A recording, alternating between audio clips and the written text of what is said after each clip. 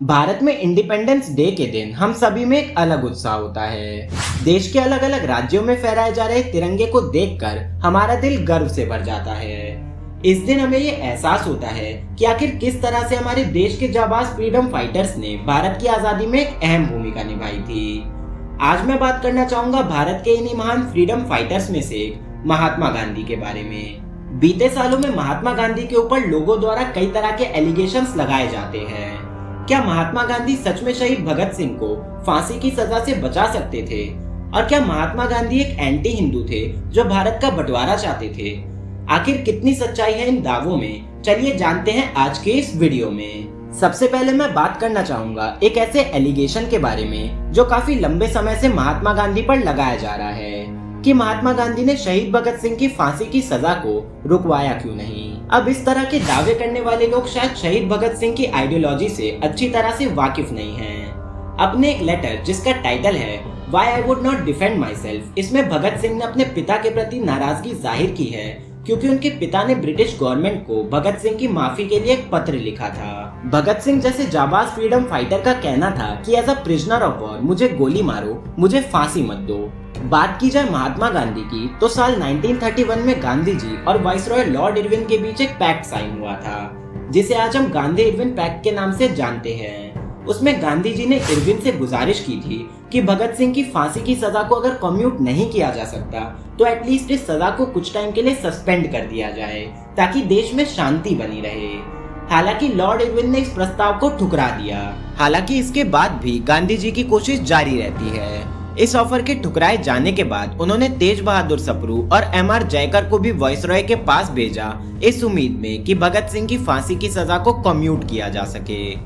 इसके बाद गांधी जी मिलते हैं होम सेक्रेटरी हर्बर्ट एमरसन से इस कोशिश में कि भगत सिंह की सजा को एटलीस्ट पोस्टपोन करवाया जा सके। इसके बाद महात्मा गांधी 23 मार्च 1931 को एक लेटर लिखते हैं इरविन को जिसमें वो इंटरनल पीस और पब्लिक ओपिनियन के बेसिस पर इरविन को कन्विंस करने की कोशिश करते हैं। अनफॉर्चुनेटली महात्मा गांधी की ये कोशिश भी फेल हो जाती है। अब यहाँ पर यह कहना बिल्कुल गलत होगा कि भगत सिंह की सजा को रोकने के लिए महात्मा गांधी ने कोशिश तक नहीं की। अब जरा बात करते हैं एक ऐसे दावे की जो सोशल मीडिया पर काफी ज्यादा पॉपुलर है और कई लोग इस वजह से महात्मा गांधी को हेट करते हैं। क्या महात्मा गांधी एक एंटी हिंदू थे और क्या वो देश का बंटवारा चाहते थे?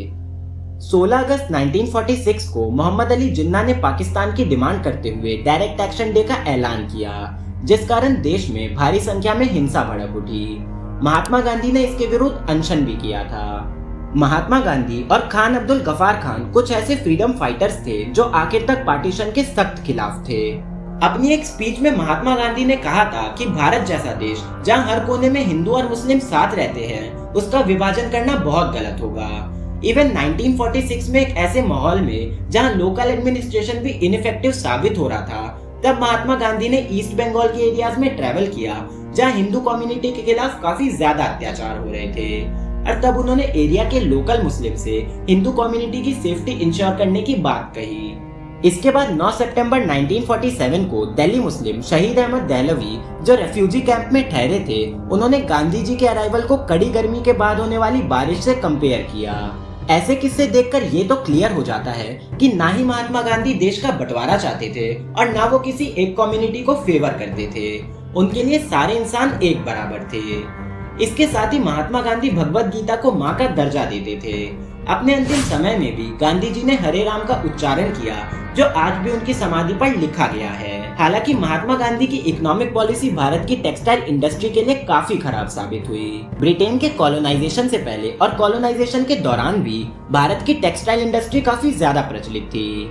हालांकि धीरे धीरे भारत में ये इंडस्ट्री पिछड़ती चली गई जिसका एक कारण महात्मा गांधी के आर्थिक सिद्धांतों को भी बताया जाता है। इंडस्ट्रियल रेवोल्यूशन के बाद मॉडर्न टेक्नोलॉजीज जैसे पावर लूम की मदद से टेक्सटाइल प्रोडक्शन की क्वालिटी और क्वांटिटी में भी शानदार बढ़ोतरी देखने को मिली। हालांकि गांधी जी इस उद्योग में चरखे की अहमियत पर ज्यादा जोर देते थे। इंडस्ट्रियल रेवोल्यूशन के जमाने में हैंडलूम टेक्नोलॉजी का इस्तेमाल करके इंटरनेशनली कम्पिटिटिव होना काफी ज्यादा मुश्किल था जिस कारण भारत की ये इंडस्ट्री पिछड़ती चली गई। इसको ध्यान में रखते हुए भी ये कहना गलत नहीं होगा कि देश के इंडिपेंडेंस स्ट्रगल में गांधी जी का रोल सबसे ज्यादा महत्वपूर्ण था। यूं ही नहीं, सुभाष चंद्र बोस ने उन्हें पहली बार फादर ऑफ द नेशन, राष्ट्रपिता की संज्ञा दी थी।